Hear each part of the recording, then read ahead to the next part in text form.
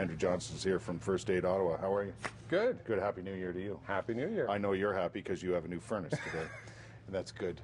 It is extremely cold out there this morning. Not the coldest we've ever seen, but cold enough to change your habits a little bit in the last little while, eh? It should change your habits, and the biggest problem is people don't think to, well, maybe I need to dress a little bit differently going out into this cold weather. Yeah.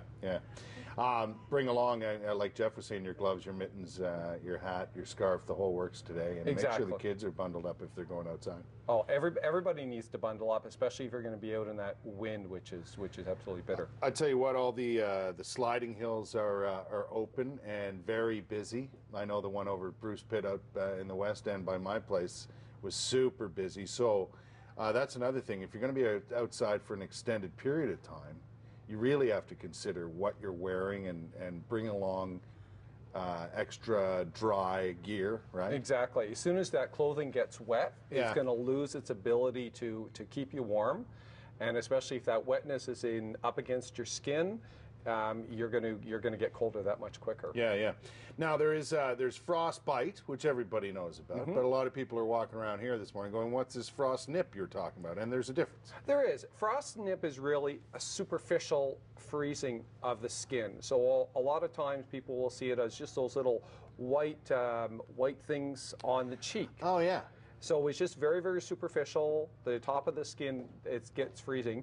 And that's actually the easiest one to take care of. Because really it's just get the person out of the cold, and sometimes even it's just your hand on your cheek is enough, and that body warmth is enough to get that to go away. Right. The skin is still damaged, and in the future people are going to be more susceptible to freezing. Once you have the frost nip, those white spots. Exactly. Is that right? Exactly, because the skin is damaged. So it's especially important for parents with their children that if their children have had frost nip previously, that they will need to be aware that they may get frost nip again. Right. In that same location. Right. Now, then you go even further, and frostbite is something a little more serious, right? Exactly. Frostbite goes deeper into the skin. So, and again, we're talking the skin is freezing. And obviously, the deeper it goes in, the more damage that it causes. Now, the stories that you'll hear on the internet about people's limbs freezing, those are extreme cases, people being out in the wilderness. Well, let me ask you this. Is it possible to get frostbite if you're out too long in the extremities and not know it?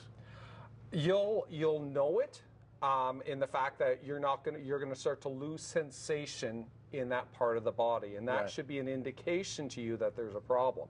What happens is a lot of people will ignore what their body is telling them, and I'm starting to lose feeling in my feet, maybe I should go in now. Yeah. And they'll ignore it and they'll keep going. It's the sliding hills and out skating on the pond or in the outdoor rink, and you don't want to go in, right?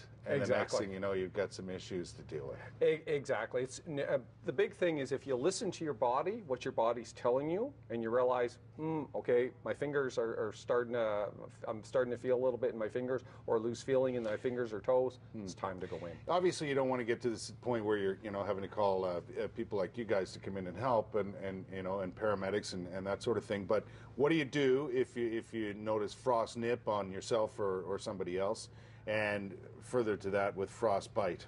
First thing you want to do is get in out of the cold, all right, get the person into a warm area, and then you want to gradually warm whatever part of the body. Can you warm too fast? You can warm too fast. Well, what that will do is that will actually cause the rest of the body to react, oh, I'm getting too hot, and it'll actually try to cool itself down again. Yeah. So you want to gradually warm the person up. The big thing with rewarming is you want to make sure that there's no chance that the body's going to refreeze again. Okay. So that's why it's important to get into a nice warm place, and then you can slowly start to rewarm. Yeah.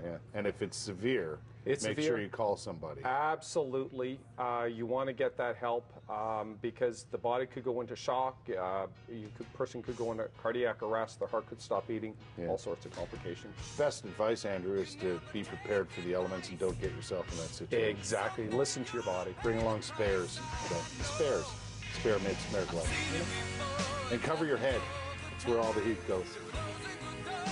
Listen, thanks for coming by. No Good problem. to see you. Thank you. All right, we'll take a break. 6:57. Hour number 2 of CTV Morning Live is coming right up. Right, Kel? Right.